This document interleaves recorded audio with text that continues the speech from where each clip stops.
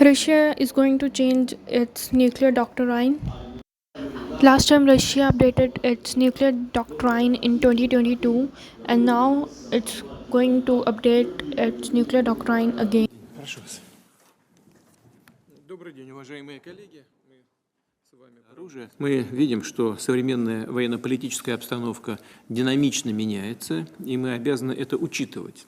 В том числе возникновение новых источников военных угроз и рисков для России и наших союзников. Обновленные редакции документа, агрессию против России со стороны любого неядерного государства, но с участием или при поддержке ядерного государства предлагается рассматривать как их совместное нападение на Российскую Федерацию. Также четко фиксируются условия перехода России к применению ядерного оружия. Будем рассматривать такую возможность уже при получении достоверной информации о массированном старте средств воздушно-космического нападения и пересечении ими нашей государственной границы. Имея в виду самолеты стратегической или тактической авиации, крылатые ракеты, беспилотники, гиперзвуковые и другие летательные аппараты. Оставляем за собой право применить ядерное оружие в случае агрессии против России и Белоруссии как участника союзного государства. С белорусской стороной, с президентом Беларуси все эти вопросы согласованы. В том числе, если противник, используя обычное оружие, создает критическую угрозу нашему суверенитету.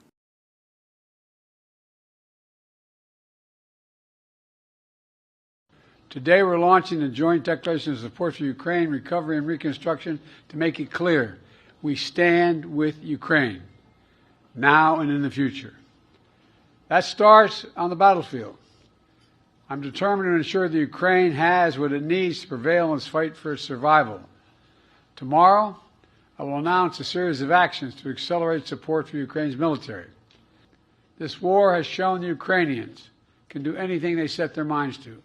Today, we show the Ukrainians, you're not alone.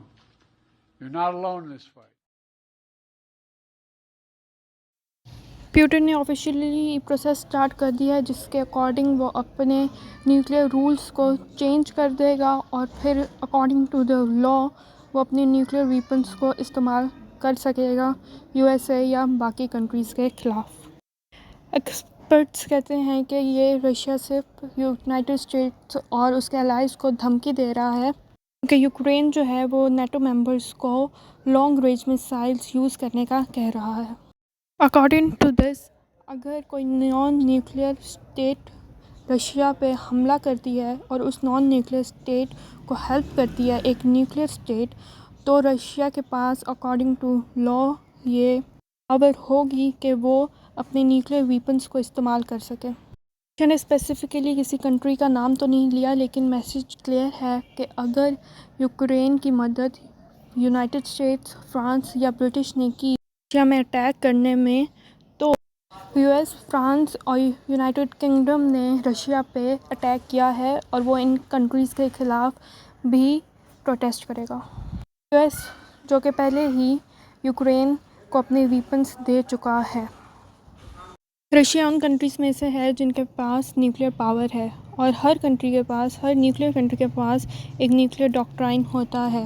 Russia اب اپنے اس nuclear doctrine کو update کر رہا ہے کہ اگر کوئی بھی نان نیوکلیئر اسٹیٹ ایک نیوکلیئر اسٹیٹ کی ہیلپ لے کر رشیا پہ حملہ کرتی ہے، رشیا پہ اٹیک کرتی ہے تو رشیا بائی لا لیگلی اپنے نیوکلیئر ویپنس کا استعمال کر سکے گا.